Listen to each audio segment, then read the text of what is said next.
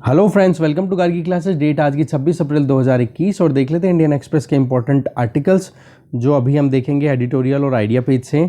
First article देखो, वही Covid से रिलेटेड है। सेंटर्स सेकंड शॉट हम डिस्कस नहीं करेंगे। दूसरा इधर आप देखोगे कॉम्प्लिसिट इन जेनोसाइड।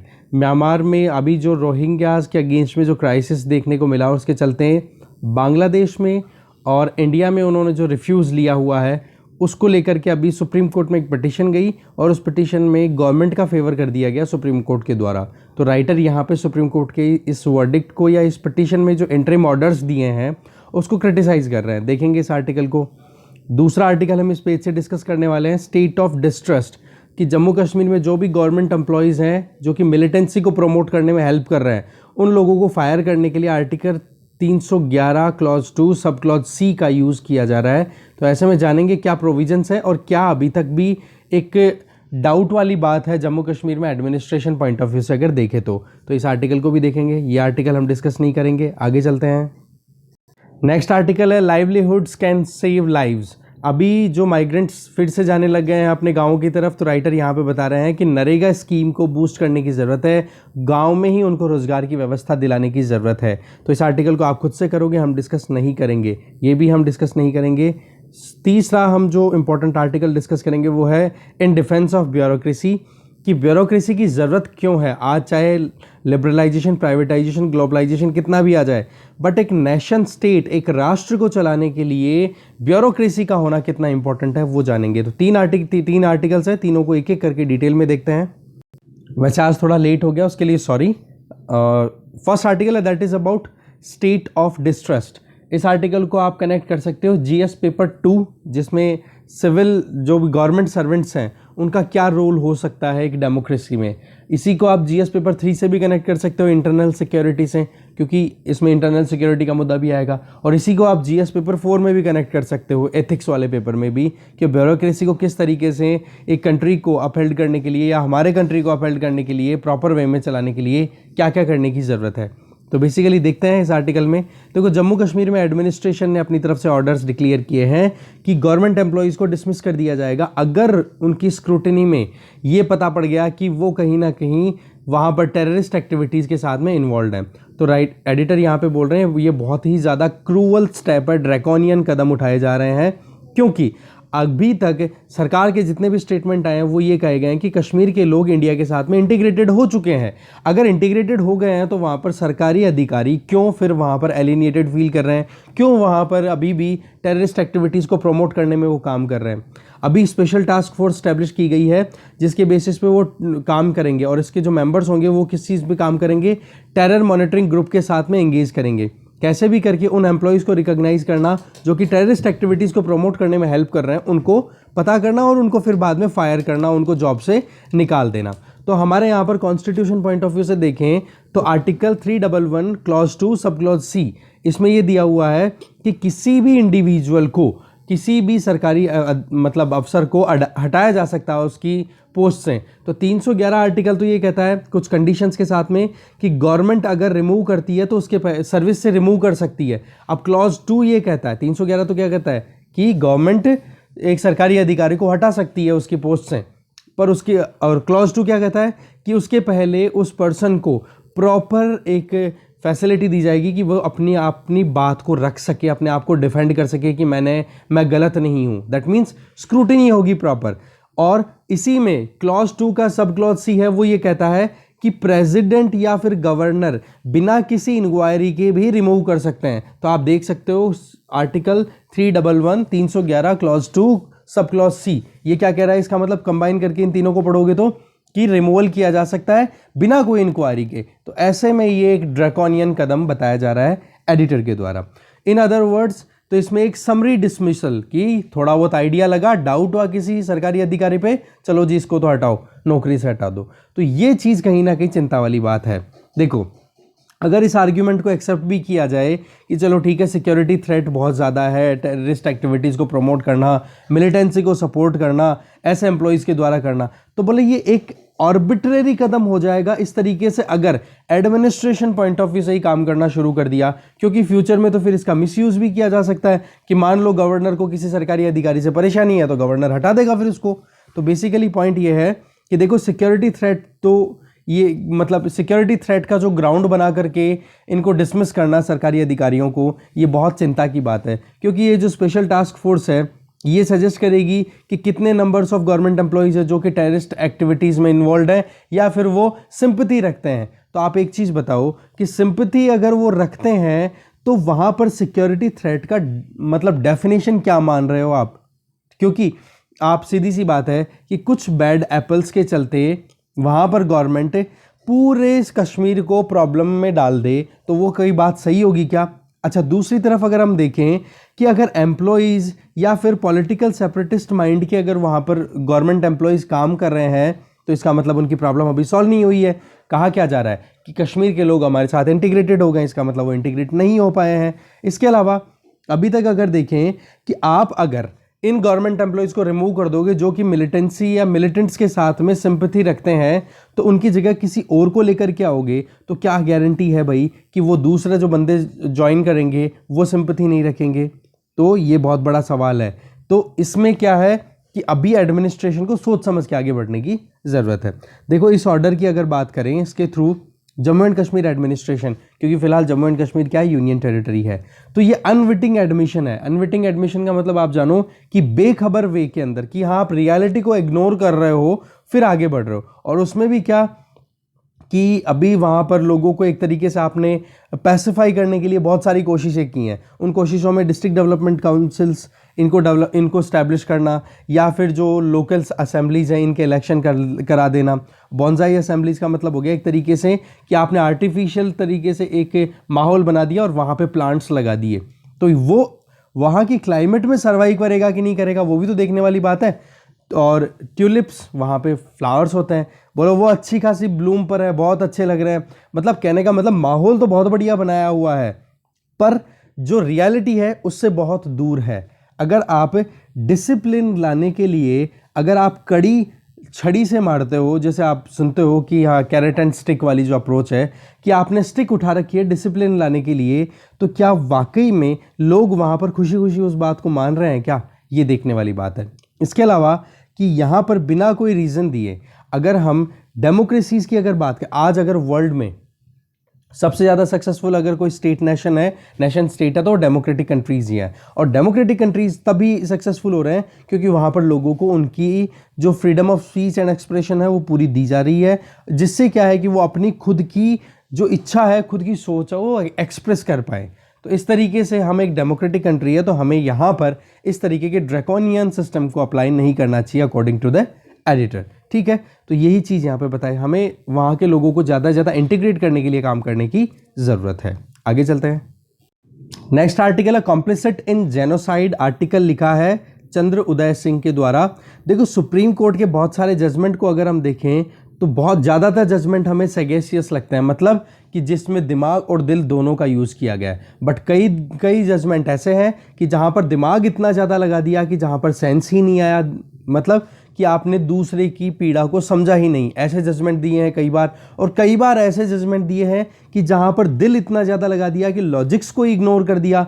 तो बोला ये चीज़ें कहीं ना कहीं एक्सक्यूजेबल नहीं बनती, क्योंकि आज ह्यूमन राइट्स की अगर बात करें, एक इंडिविजुअल की जो पर्सनल लिबर्टी है वो अगर प्रोटेक्ट करने की बात करें तो वो हमारे कॉन्स्टिट्यूशन के पार्ट 3 में ये एनविसाज किया हुआ है। और हमारे कॉन्स्टिट्यूशन का गार्जियन बोला जाता है सुप्रीम कोर्ट को। और वहाँ पर अगर सुप्रीम कोर्ट इस तरीके से बेखबरी के बेसिस पे कुछ डिसीजन दे दे तो वो चीज़ बहुत ही चिंता की हो जाती है। बात की जा रही है यहाँ पर रोहिंग्याज की, क्योंकि अभी एक पिटिशन सुप्रीम कोर्ट में आई जिसको हम केस को बोल रहे हैं यहाँ पर Mohammad Salimullah versus Union of India.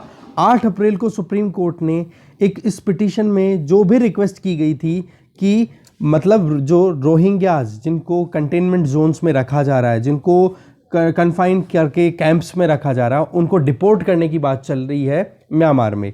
और म्यांमार में आपको पता है ही अभी मिलिट्री को चल रहा है, डेमोक्रेटिक गवर्नमेंट है नहीं, और रही सही में वहाँ पर अभी भी रोहिंग्याज को एक्सेप्ट करने के लिए रेडी नहीं है। तो रोहिंग्याज को अगर डिपोर्ट करते हैं, फिर से वहाँ पे भेज देते हैं, तो उनके जो राइट्स हैं फंडामेंटल राइट्स हैं वो नहीं मिलेंगे, क्योंकि वहां पर अभी क्या चल रहा है, जेनोसाइडल रिजीम।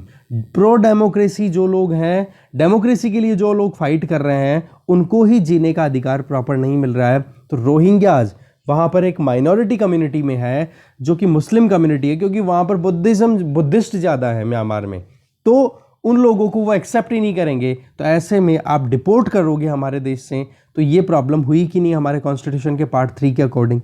ठीक है, तो इसी चीज़ के लिए बोल रहे हैं कि सुप्रीम कोर्ट को हर एक मुद्दे को अच्छे से सुनना चाहिए, ध्यान देना चाहिए, एग्जामाइन करो भाई कि कितनी गहराई है उस बात में, इवैल्यूएट करो, फिर बाद में डिसाइड करो। ये पॉलिसी होनी चाहिए ना। ऐसा नहीं होना चाहिए कि आप लॉजिक्स पे काम करते करते हार्ट को बिल्कुल भूल ही जाओ, ऐसा नहीं होना चाहिए। ये बात कही जा रही है राइटर के द्वारा। कोर्ट में पिटिशनर ने अपनी तरफ से ये बात कही कि भाई हम कंटेंशन जोन्स में लगभग, कंटेंशन का मतलब हो गया एक तरीके से कुछ कैंप्स के अंदर हम लगभग 6500 रोहिंग्याज रिफ्यूजीज हम यहाँ पर रुके हुए हैं। ठीक है, और जम्मू कश्मीर में, जम्मू में मेनली, और उनमें से 150 से 170 को अभी आप देखोगे कि इमिनेंट थ्रेट है। इमिनेंट का मतलब अनअवॉइडेबल, कि भाई उनको अब तो जाना ही पड़ेगा, कि हाँ नियर फ्यूचर में उनको 150 से 170 जनों को तो म्यांमार में भेज दिया जाएगा। बट प्रॉब्लम क्या है वहाँ पर, सबसे बड़ी प्रॉब्लम यह है कि वहाँ पर अभी मिलिट्री रूल चल रहा है। डेमोक्रेटिक रूल भी चले तो थोड़ा बहुत सोचा जा सकता है। इंटरनेशनल कोर्ट ऑफ जस्टिस ने जनवरी 23, 2020 को सीधा सा कहा था कि म्यांमार में जेनोसाइडल कंडीशंस के चलते 8.25 लाख के लगभग रोहिंग्याज को बांग्लादेश और इंडिया में शरण लेनी पड़ी।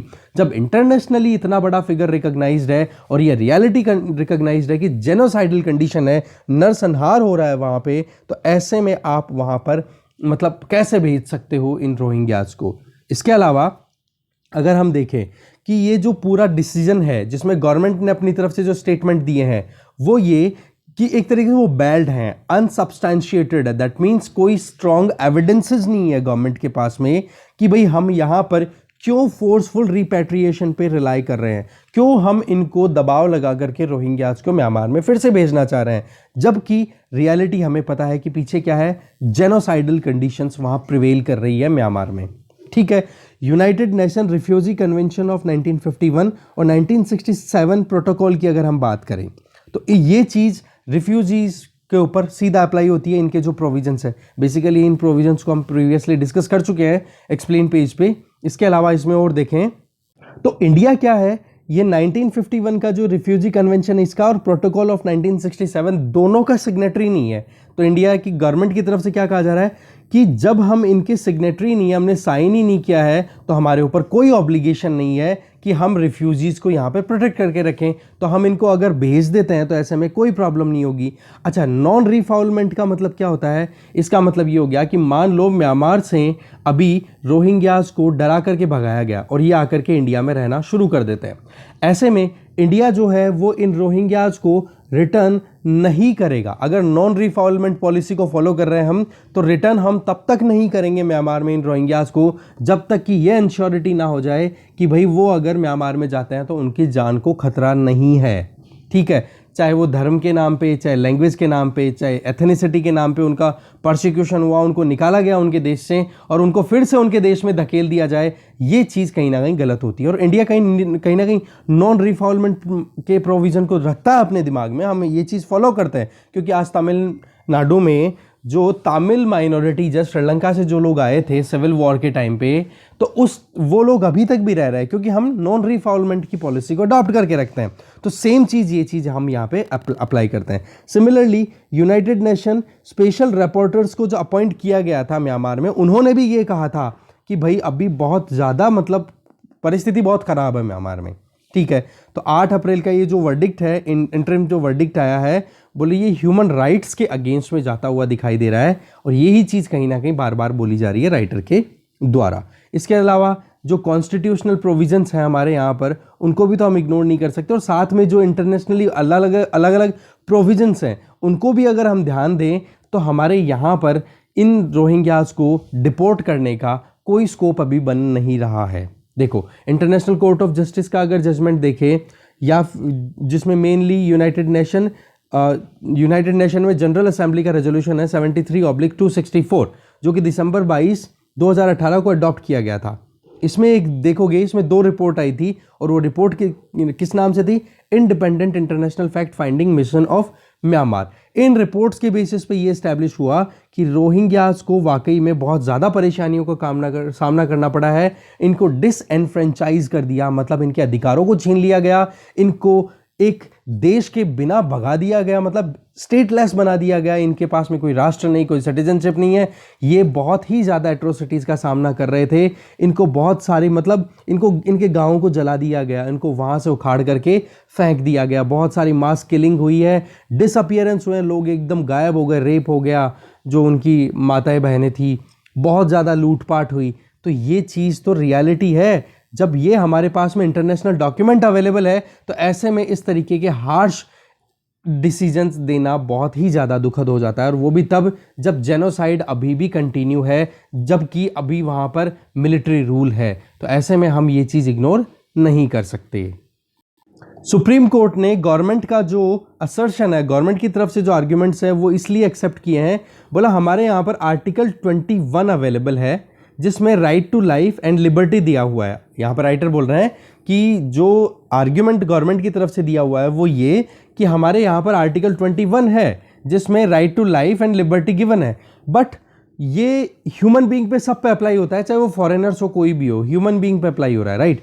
दूसरी तरफ आर्टिकल 19 क्लॉज 1 सब क्लॉज जी जो है वो केवल सिटीजन्स के पास में अवेलेबल है, मतलब आप कहीं पर भी रिजाइड कर सकते हो, that means you can stay anywhere in India, ठीक है। तो ये आर्टिकल केवल 19(1)(g) ये केवल सिटीजन्स को अवेलेबल है। तो ऐसे में रोहिंग्यास के right human being point of view से तो है, पर रहने का अधिकार उनके पास में नहीं है। ये बात यहाँ पर हमारी तरफ से कही गई। तो ये आप ध्यान रखना, कॉन्स्टिट्यूशनल प्रोविजंस का भी पॉइंट यहाँ पे आ गया है। अच्छा, एक चीज़ बताना भूल गया मैं, इस आर्टिकल को आप कनेक्ट कर सकते हो जीएस पेपर 2 के साथ में, ठीक है। शुरू में दिमाग से निकल जाता है थोड़ा सा, फ्लो में मैं कंटिन्यू एक स्ट्रेच में पूरा वीडियो रिकॉर्ड करता हूँ, तो ऐसे में पूरा फ्लो में हो जाता है। खैर कोई नहीं, आपको भी थोड़ा आइडिया रहना चाहिए, आप भी सिलेबस को लेके देखा करो। सिलेबस मैंने शेयर कर दिया है वैसे टेलीग्राम ग्रुप पे। टेलीग्राम चैनल अगर ज्वाइन करना चाहो पीडीएफ्स के लिए, तो लिंक डिस्क्रिप्शन बॉक्स में गिवन है, ये मैंने अनाउंस नहीं किया उसके लिए सॉरी। लिंक डिस्क्रिप्शन बॉक्स में गिवन है टेलीग्राम चैनल का, वो आप कभी भी ज्वाइन करो, और 2 दिन से डिले होकर के मैं पीडीएफ शेयर करता हूँ, ठीक है। तो नेक्स्ट देखते हैं। इंडिया सिग्नेटरी है convention for the prevention and punishment of the crime of genocide 1948 का, जिसको जेनोसाइड कन्वेंशन भी बोलते हैं। इसके अलावा हमारे जो मिनिस्टर ऑफ स्टेट हुआ करते थे होम अफेयर्स के, अभी तो ये स्पोर्ट्स मिनिस्टर हैं, ठीक है, स्पोर्ट्स स्टेट मिनिस्टर किरण रिजिजू, ठीक है, ये अरुणाचल प्रदेश से आते हैं। तो ये जब होम मिनिस्ट्री के अंडर में थे 2016 में, जब फर्स्ट एनडीए मतलब नरेंद्र मोदी सरकार का जो फर्स्ट टेन्योर था, तो उस टाइम उन्होंने राज्यसभा में ये कहा था कि हम कन्वेंशन ऑफ 1959 के सिग्नेटरी रिकॉग्नाइज करते हैं कि कहीं पर भी अगर जेनोसाइड हो रहा है, कहीं पर भी इंटरनेशनल मतलब जेनोसाइड को हम एक इंटरनेशनल क्राइम के तौर पे कंसिडर करते हैं। तो ऐसे में जब हमने ये कंसिडर ही कर रखा है कि जेनोसाइड नरसंहार एक इंटरनेशनल क्राइम है, तो हम क्यों डिपोर्ट कर रहे हैं इन रोहिंग्यास को। सिमिलरली इंडिया रेटिफाई कर चुका है international convention on elimination of all forms of racial discrimination, Rohingya Buddhist racial discrimination. दूसरा, international convent on civil and political rights, इसका भी सिग्नेटरी है, इसको भी रेटिफाई कर चुका है इंडिया। और भी यूनाइटेड नेशन के डिफरेंट कन्वेंशंस है जिनमें नॉन रिफाउलमेंट पॉलिसीज़ को अडॉप्ट किया हुआ है। तो ऐसे में इंडिया ने नॉन रिफाउलमेंट को ऑब्जर्वेंस में पहले से लिया हुआ है। अब चाहे वो वुमेन राइट हो, चाहे चिल्ड्रन के राइट हो, तो इनको ध्यान में रखते हुए सुप्रीम कोर्ट का ये वर्डिक्ट जो है, ये कहीं ना कहीं हमारे डोमेस्टिक या इंटरनेशनल जो हमारे ऑब्लिगेशंस हैं उनको इग्नोर करता हुआ दिखाई दे रहा है। इसके अलावा अगर हम देखें तो जेनोसाइड कन्वेंशन की अगर बात करें, तो वहाँ पर प्रिवेंशन पे ध्यान दिया जा रहा है कि कैसे भी करके उनको प्रोटेक्शन मिले। ये आर्टिकल हमारे इतना काम का है नहीं कि क्राइम अगर चल रहा है कोई भी इंटरनेशनल लॉज के अंडर में, ठीक है, तो वहाँ पर आप पनिश नहीं कर सकते हो उस क्राइम से बचने के लिए लोग अगर आते हैं तो, ठीक है, ये चीज़ बताई हुई है। यार ये आर्टिकल हमारे इतना काम का होगा नहीं, इसको छोड़ सकते हो, कोई इशू नहीं है। रीज़न बीइंग कि आपको कन्वेंशन याद रह जाएगी, वही बहुत है। हमारे कॉन्स्टिट्यूशन के आर्टिकल ही बहुत अच्छे से याद हो जाएं, वो अच्छा रहेगा। तो इसके अलावा United nation human rights council की बात करो, वो भी हमने अडॉप्ट किया हुआ है, उसकी भी जो प्रोविजंस हैं उनको हम मानते हैं, और जो इंटरनेशनल लॉज है, मतलब अलग अलग कानून बने हुए हैं, इंटरनेशनली रिकॉग्नाइज किए हुए अलग अलग प्रोविजंस हैं, उनको जब हम ऑब्जर्व करते हैं, हम उनके पार्टी हैं, उनके सिग्नेटरी हैं, तो हम कैसे इग्नोर कर सकते हैं इस तरीके की जो ग्रेव सिचुएशन वहाँ पर जेनोसाइड की बनी हुई है म्यांमार में, और उसके चलते हम हमारे यहाँ से डिपोर्ट करेंगे इन रोहिंग्यास को। अगर हम हाई कोर्ट्स की बात करें, गुजरात हाई कोर्ट ने 1998 में, दिल्ली हाई कोर्ट ने 2015 में और कलकत्ता हाई कोर्ट ने 2019 में अपनी तरफ से नॉन रिफॉल्वमेंट को बहुत ही इंपॉर्टेंट कंसिडर किया। नॉन रिफॉल्वमेंट आपको समझ में आ गया होगा कि अगर जिस कारण से कोई भी देश के लोग छोड़ करके हमारे देश में आकर शरण लेते हैं, तो उन लोगों को हम रिटर्न उस देश में तभी करेंगे जब तक ये क्लियरिटी ना आ जाए कि भाई उनको जाने पर उनकी जान को खतरा तो नहीं है। ठीक है, तो ऐसे में हमारा जो आर्टिकल 21 है कॉन्स्टिट्यूशन का, जिसमें right to life and liberty को प्रोटेक्ट करने की बात की जा रही है, वो यहाँ पर अपहेल्ड होनी ही चाहिए। पर सुप्रीम कोर्ट ने सैडली क्या किया, गवर्नमेंट की जो प्रोविजंस थे, जो भी आर्ग्यूमेंट्स थे, वो मान लिए और ये कहा कि ठीक है, कैसे भी करके अपनी तरफ से आगे प्रोविजंस को बढ़ाओ, जो भी आप एक्शन लेना चाहते हो चलाओ। तो एक तो UNHCR के प्रोविज़न और ICJ दोनों के जजमेंट्स को कहीं ना कहीं ये साइड में कर दिया, क्योंकि दोनों तरफ से ही आज ये इंटरनेशनली देखो तो म्यांमार को क्रिटिसिज्म का सामना तो करना पड़ ही रहा है। तो यहाँ पर राइटर बोल रहे हैं दो सॉल्यूशंस, कि अब सुप्रीम कोर्ट ने जो कर दिया कि अब ये जो घाव हो गए हैं ये तो देखो हो नहीं सकते सही, पर इनको ठीक करने का तरीका है। पहला तरीका तो ये, क्योंकि ये एक इंटरिम ऑर्डर है, अभी तक फाइनल नहीं है, अभी तो हियरिंग्स चल रही है, अभी तो छोटी छोटी हियरिंग, कुछ अलग और मतलब सारी पिटिशन्स को कंबाइन कर लिया गया और उनमें से एक दो पिटिशन पे भी सुनवाई चल रही है। तो अभी क्या किया जाए, कोर्ट स्पेसिफाई कर दे कि रोहिंग्या रिफ्यूजीज़ को डिपोर्ट तब तक नहीं किया जाएगा जब तक कि procedure prescribed for the such deportation is followed, कि जब तक प्रॉपर कानून की विधि के तहत ये फिक्स ना हो जाए कि वाकई में अब इनको अगर उनके देश में भेजा जाता है तो इनकी ज़िंदगी खतरे में नहीं आती।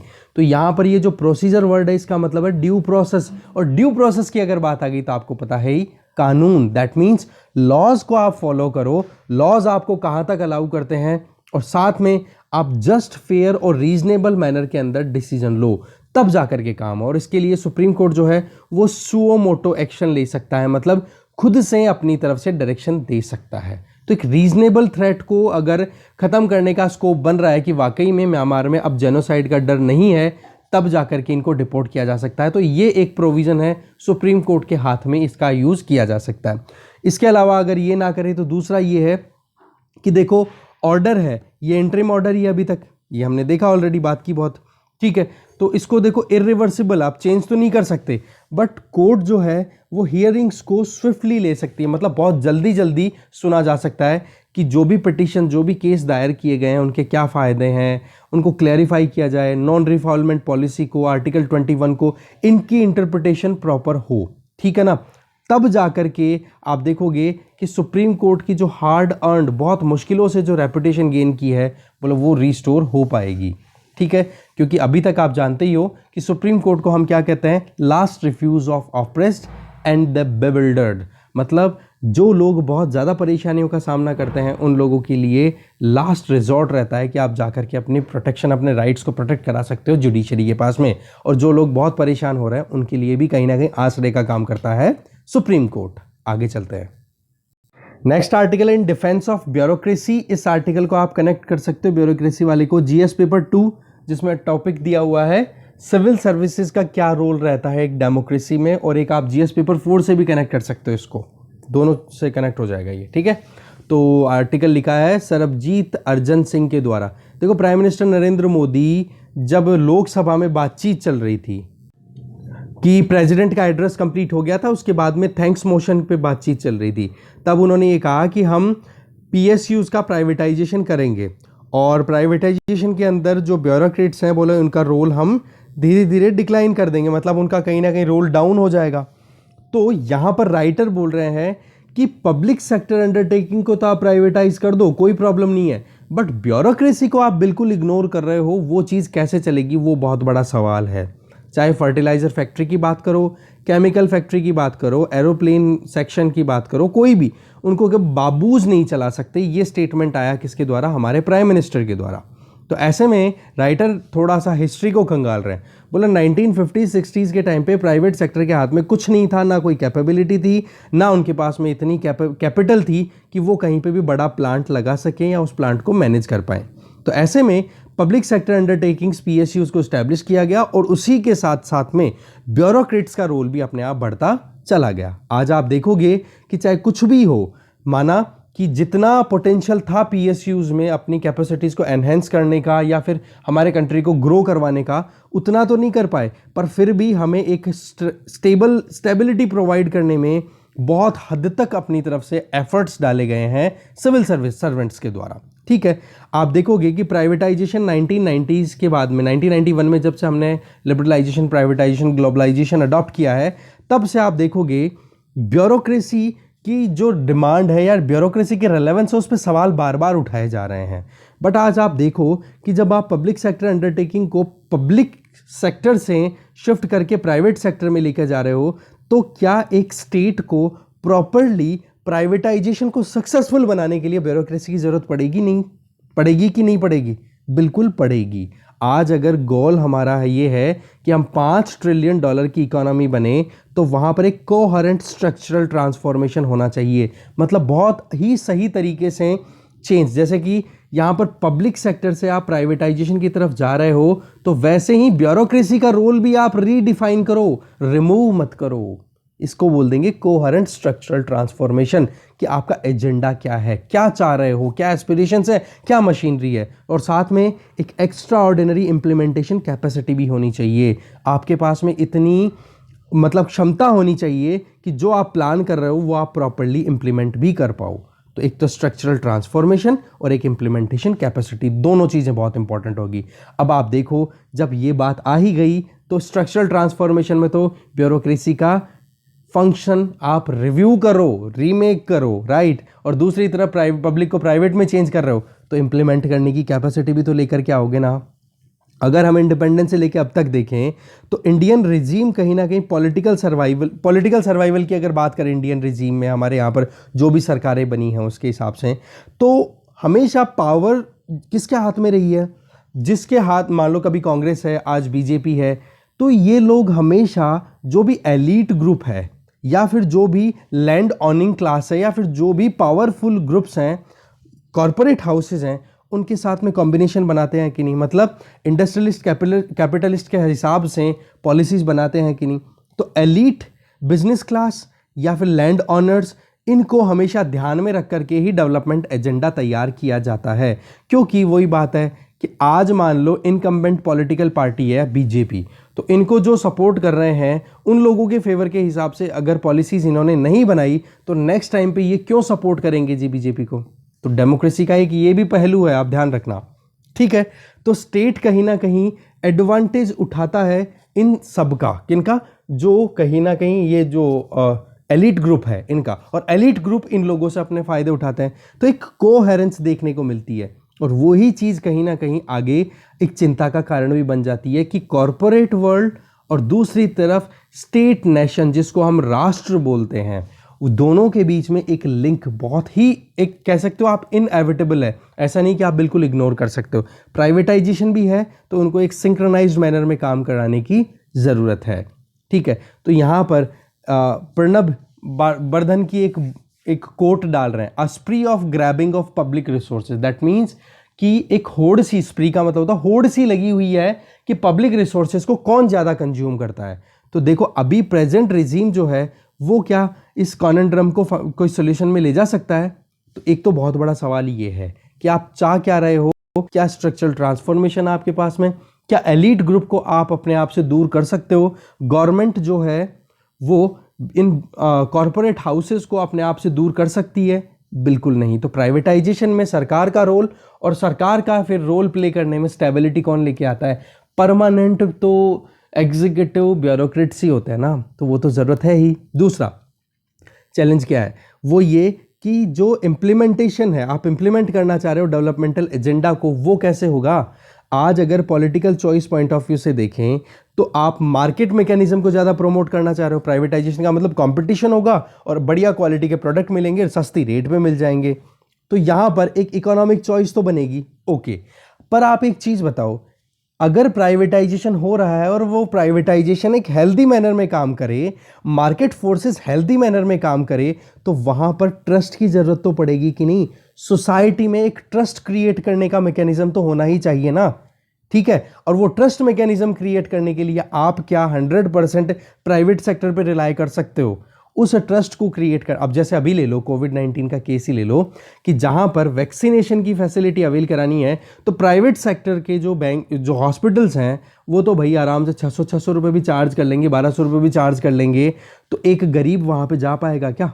तो ये चीज, ये ट्रस्ट, फिर ट्रस्ट डेफिसिट आ जाएगा, तो क्या नेशन स्टेट सर्वाइव कर पाएगा? क्या वाकई में मार्केट मैकेनिज्म कंटिन्यू काम कर पाएगा? आज अगर इंडस्ट्रियल ट्रांसफॉर्मेशन की हम बात करें, तो यहां पर कॉम्प्लीमेंटरिटी भी होनी चाहिए कि स्टेट की स्ट्रक्चर में भी चेंज हो, मार्केट एक्सचेंज में भी चेंजेज आए। कहने का मतलब सरकार का भी सही तरीके से काम करना जरूरी है, तो सोसाइटी का भी अच्छे से समझना जरूरी है, तो मार्केट का भी प्रॉपर वे में काम करना जरूरी है। तो ऐसे में जब एक सिंक्रोनाइजेशन बनाने की बात आ रही है, तो एक मशीनरी की जरूरत पड़ेगी। तो ये कौन है भाई? केवल और केवल ब्यूरोक्रेसी।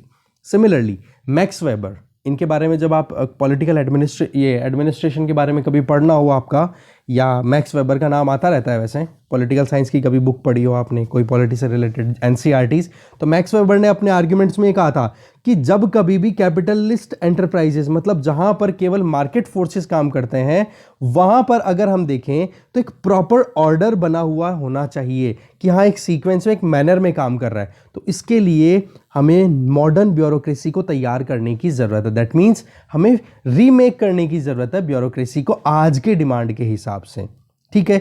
बेसिकली जब से ये आप देखोगे ना, ग्लोबलाइजेशन का जो मेथड शुरू हुआ है, तब से क्या है, सरकारों का रोल एक तरीके से यूं बन गया है कि फैसिलिटेटर का काम करेंगी सरकारें।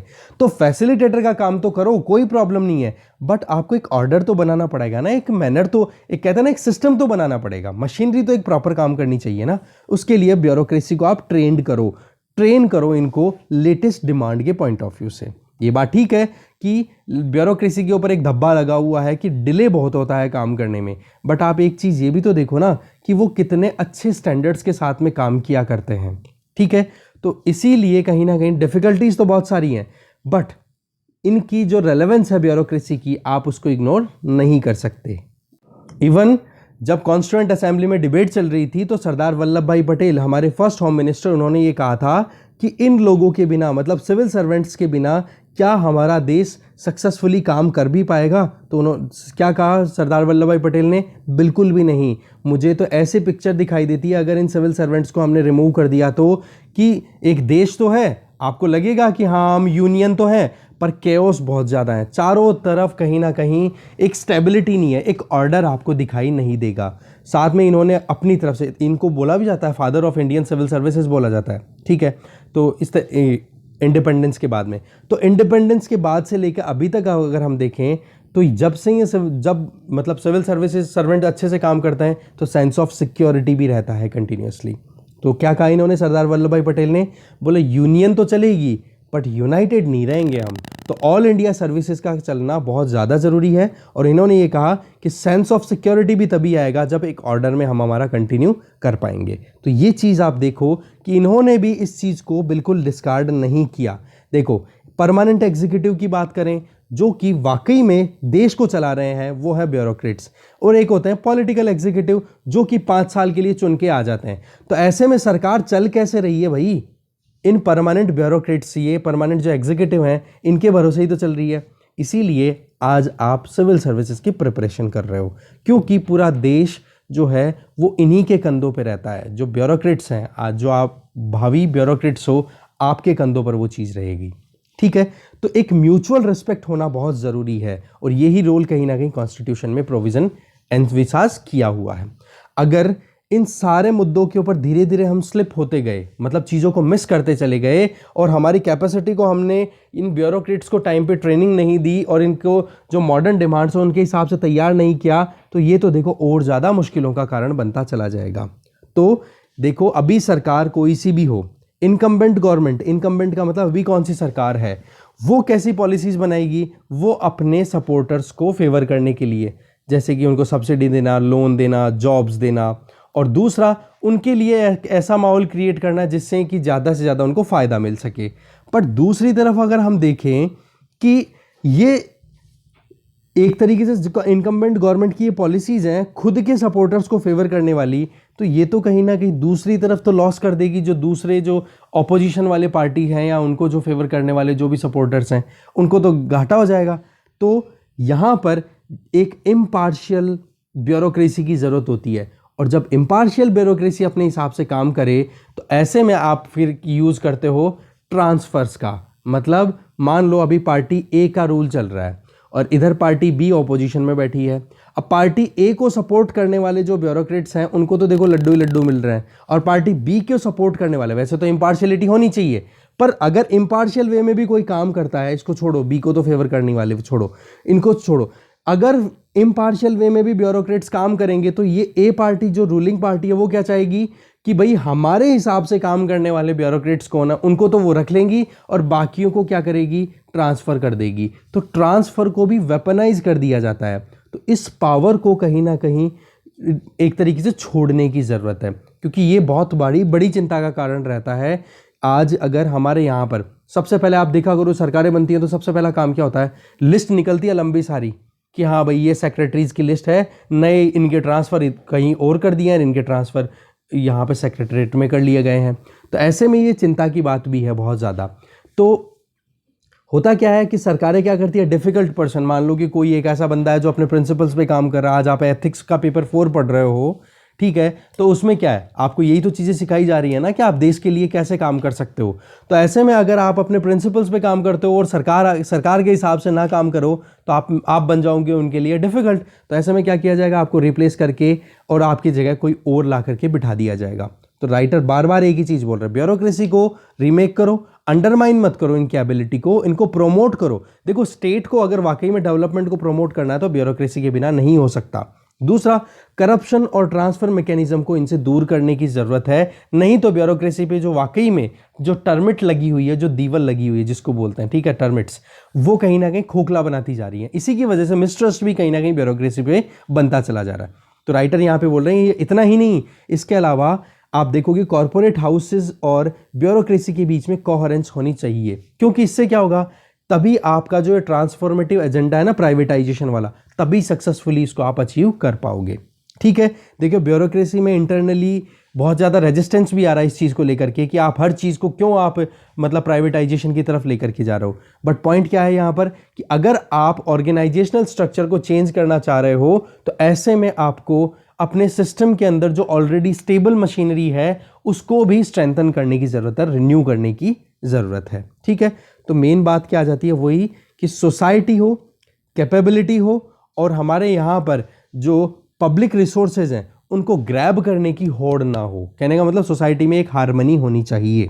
ठीक है, डेवलपमेंटल एजेंडा जो है वो शेयर्ड विजन पे बेसिस होना चाहिए। ऐसा नहीं कि जो इनकम्बेंट सरकार है, इनकम्बेंट पार्टी है, उसको फेवर करने वाले लोगों को ज़्यादा फायदा है और बाकियों को नुकसान है। तो ऐसे में ब्यूरोक्रेसी की ऑटोनॉमी पे आप सवाल मत उठाओ, ऑटोनॉमी उनको प्रोवाइड करो, उनको पावर्स दो, जो दी हुई है पावर्स वो रहे कंटिन्यू, और अपने हिसाब से फिर वो इम्पार्शियल मैनर में काम कर सके। अब फिर बाद में इंटेग्रिटी, वो सारी चीज़ें आप जानते ही हो। ठीक है, तो मेन मोटी मोटी चीज़ें हमने देख ली है, डिस्कशन यही खत्म है। Thank you very much. और देखो कॉन्स्टिट्यूशन में भी यही चीज़ दी हुई है कि भाई ट्रांसफर्स को डीवेपनाइज करो। ऐसे नहीं कि आप केवल अपने हिसाब के जो अधिकारी हैं उनको काम में ले रहे हो। हाँ, ये बात ठीक है, कैपेबिलिटी पॉइंट ऑफ व्यू से आप देख सकते हो, बट सपोर्ट करते हैं कि नहीं करते वो एक गलत बेसिस हो जाएगा। ठीक है, और ब्यूरोक्रेसी के लिए भी ज़रूरी है ब्यूरोक्रेट्स जो है वो इम्पार्शियल मैनर में काम करें, बट रियलिटी आपको पता ही है। खैर फिलहाल तो सिद्धांतों की बात हो रही है, सिद्धांतों पे ही चलेंगे। ठीक है, थैंक यू।